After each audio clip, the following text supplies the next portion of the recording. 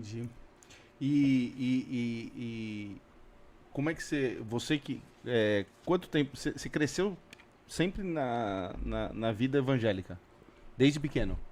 Desde sempre. Desde sempre. E aí, como é que você caminha para virar pastor? Como é que você vira pastor? Como é que é Então eu isso? queria ser veterinário, né? Hum, Eu amo bicho até hoje. Bicho, planta, coisa da roça. Só que assim, eu sempre fui muito pra frente na igreja. Então quando criança era líder de criança, quando adolescente era líder de adolescente, quando jovem líder de jovem, eu fui o diácono mais jovem da minha denominação, da história da denominação, a ponto de que eu fui eleito com 17 anos, eu precisei completar 18 para ser empossado. hum, E quando diácono, a gente cuidava dos órfãos, das pessoas pobres e tudo mais, então a gente fazia muita visita. Nesse período, revezava para trazer uma palavra para o lar que a gente estava visitando. E eu nunca tinha feito nada do gênero. Sempre estudei muito a Bíblia, mas nunca tinha pregado. Eu achava até então que ia ser cantor, porque eu era do Ministério de Louvor e tal.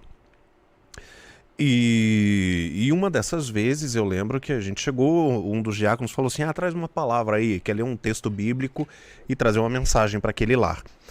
E aí eu peguei e falei, putz, o que eu vou fazer aqui agora? Não sei, né? Então abri, li e expliquei.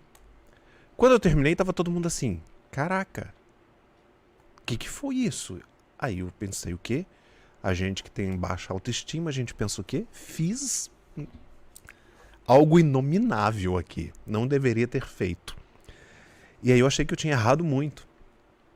E eles falaram, não, a gente nunca viu ninguém explicando assim. E aí eu fiquei pensando naquilo e tal.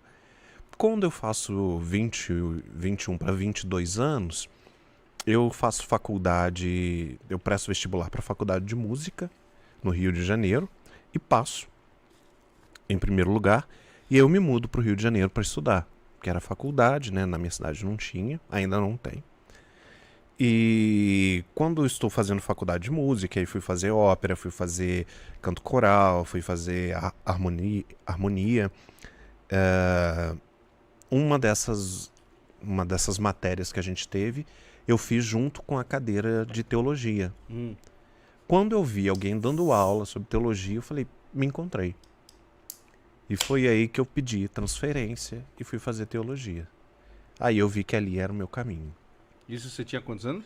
23 por aí. Entendi. E aí você estuda teologia e começa a hora que você vira pastor, o quê? Aí eu começo a fazer teologia e eu já começo a viajar pregando, como seminarista, faço palestras, né? em muitas igrejas. E aí em 2009 eu tenho, né, a formatura com aquela bênção toda. E vou auxiliar em outras igrejas, né? Inclusive no final estava auxiliando na Batista até abrir a minha própria igreja que era a AME. Entendeu? Entendi. E por que você vê a necessidade de você abrir a sua igreja? Na realidade, eu nunca vi necessidade de abrir uma igreja. Entendeu? Eu acho que, assim como as pessoas falam assim, você vai montar uma igreja para gay? Para mim, igreja é igreja. Não deveria ser para um grupo específico de pessoas. Certo. Só que eu passei quase 10 anos lutando, ou mais de 10 anos lutando contra o sistema. Que sistema? O sistema religioso oficial, que é o sistema que o pastor ele tem uma hierarquia absurda, ele não pode ser contrariado, ele não pode ser questionado. O dízimo é obrigatório, nós separamos pecados e alguns pecados nós colocamos como piores e outros a gente passa a mão. Então esse tipo de sistema para mim era muito difícil de lidar. Porque eu sempre considerei que o meu pecado não era melhor do que o pecado de ninguém, né?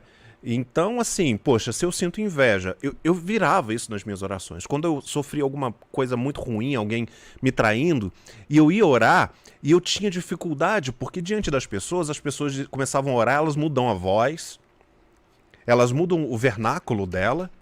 Elas tá falando assim com você aqui, de repente, aí vai lá, ó, Todo-Poderoso das Galáxias. Ninguém fala assim. Então, assim, eu ia orar e falava, Deus, olha só, a Bíblia manda eu perdoar, manda eu tratar bem, mas eu tô querendo matar fulano. E aí? Então eu sempre tive uma transparência nesse meu relacionamento com Deus. E dentro do sistema era muito difícil, porque não dava mais. Não dava mais, porque a pessoa, eu era convidado para ministrar, fazer uma palestra, lotava os lugares, lotava estádio, aí a pessoa que chamava falava assim, agora você vai pedir dízimos e ofertas.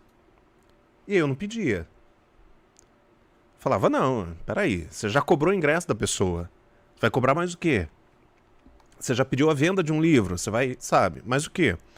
Então assim, eu já tinha dificuldade. E também, naquela época, eu era muito tranquilo com a minha sexualidade e no meu casamento. Não tinha dúvidas. Mas eu achava muito feio o que a igreja fazia com os gays. No entanto, que a AME aceitava os homossexuais naturalmente. Qual que é a maior diferença da AME para as outras na época que você frequentava? Por exemplo, a ceia. A ceia, que é o repartir do pão e o vinho na igreja, ou a Eucaristia na igreja católica, ela é concedida para quem é membro. E geralmente para pessoas adultas. E se você estiver com algum tipo de pecado, você não pode participar da ceia. Então ninguém poderia, porque todo mundo peca. Quando eu leio a Bíblia, eu vejo que a última pessoa a ministrar a ceia na Bíblia foi o próprio Jesus. Desculpa. Ele ministra a ceia como exemplo para fazer depois, sucessivamente. A mesa é dele. Tá lá os discípulos, inclusive aquele que viria a traí-lo, Judas. E ele diz assim, Judas, você tá com o diabo no corpo. Você vai me trair. Quer pão? Jesus, o dono da mesa, alertou que aquela pessoa ali estava...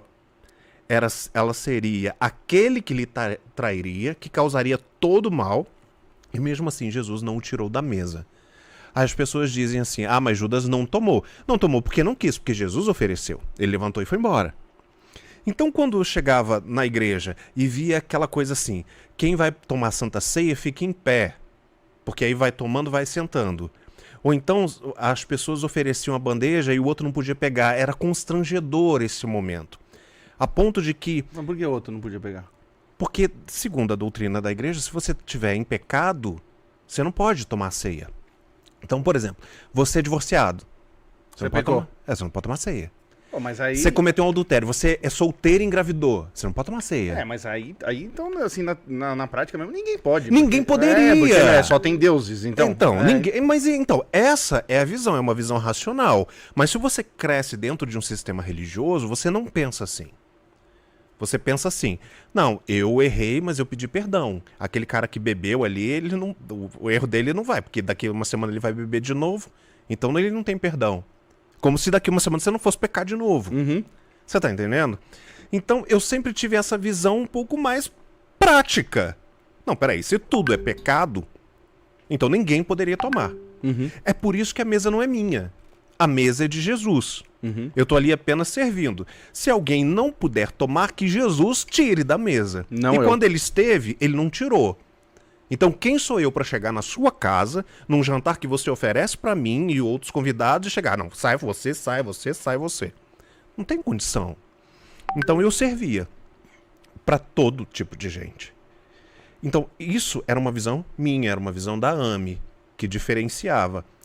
E no entanto que a gente aceitava não só homossexuais, mas qualquer tipo de pecadores lá. A gente não tratava o pecado de A ou B diferente. Eu sempre disse no início, crime a gente trata como crime. Sim. Pecado. Não é o cara que chegou lá, esfaqueou a mulher, matou, você... atirou todo mundo e a gente, não, seja bem-vindo, que papai do céu te perdoou, tá tudo ok. Não é assim, entendeu? Tem coisa que é diferente, a gente trata... A AME tem alguma coisa igual, parecida... Tem mais show, gente? Acabou aqui, ó. É o que veio, né? A AME tem alguma coisa parecida com a Bola de Neve? Não, não. A Bola de Neve, aqui do Rina, ela segue o regime apostólico, né? Eu não vejo o regime apostólico como um regime de hoje. Os apóstolos findaram em Jesus. Hoje em dia, os apóstolos eles servem mais como um título hierárquico. Então você está sob a minha cobertura. Você está sobre a minha umbrella, o meu guarda-chuva. Então, você precisa prestar contas a mim. Eu não acredito nisso. Eu não acredito no sistema apostolado hoje em dia, no sistema hierárquico de você ter que prestar conta para o seu líder, porque o seu líder manda em você. Se o seu líder mandar você separar, você tem que separar, casar. Eu não acredito nisso. Eu não acredito nisso. Eu acho que nós somos um corpo com dons e ministérios diferentes. Eu posso ter um ministério para interpretar, para falar da Bíblia, para aconselhar, mas isso não me faz ser superior em escala nenhuma a qualquer outro tipo de dom ou talento. Pelo menos é assim que eu aprendi na Bíblia. Entendi. Você acha que você viu muita coisa errada assim nesse tempo que você foi pastor, etc., em todos os lugares, assim, que eu digo assim no geral? Vi coisa boa também. Sim. Vi gente muito séria, vi gente muito honesta, gente que realmente pagava o preço e queria acertar. Mas também já conheci sobreviventes de pastores que mandaram matar. Puta que pariu. Eu conheci um sobrevivente que a família morreu porque um pastor da região queria a igreja dele, ele não deu, então mandou matar. Em nome de Deus. Isso não é tão incomum, tá? Infelizmente. Assim como eu conheço pastores que subornam e acham natural, entendeu? Que se envolvem na política de tal forma que aceitam a corrupção como o partir do pão. A segunda, terça ou quarta não faz diferença.